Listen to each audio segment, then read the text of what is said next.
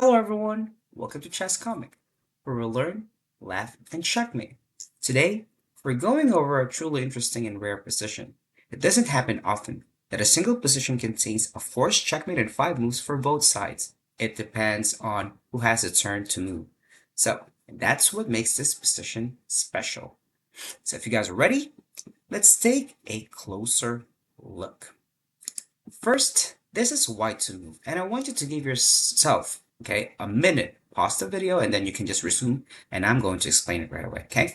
But now the correct move is rook to e8. Black is forced to block with a bishop, and then sacrifice a rook. King captures, and knight h7. This is the only move, knight h7, that will force a checkmate. Then king is forced to go to g8, and then knight f6.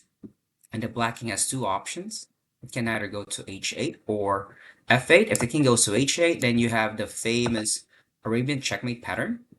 And if the king goes to f8, you have this checkmate pattern when the rook and knight are both in line. You just have to make sure your rook is protected. Please be aware of this checkmate pattern. Okay? Now, let's go to the black side. Okay?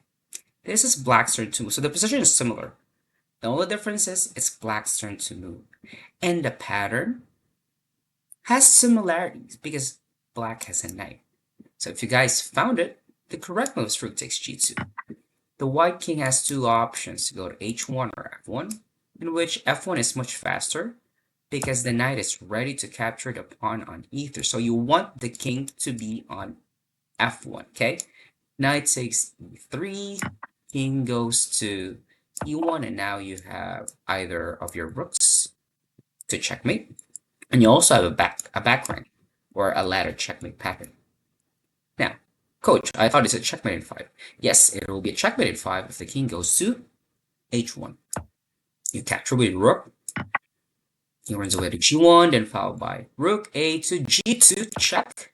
King is forced to go to f1, and now you do the exact same pattern, which is knight takes e3, king goes to e1, and you have the option to do this rook and knight pattern or a ladder move. But honestly, when I have this pattern, I don't really care as long as there is a checkmate. All right, I hope you guys learned from this video. If you do, please don't forget to like, subscribe, and share the good chess vibe. Until next time, bye bye for now.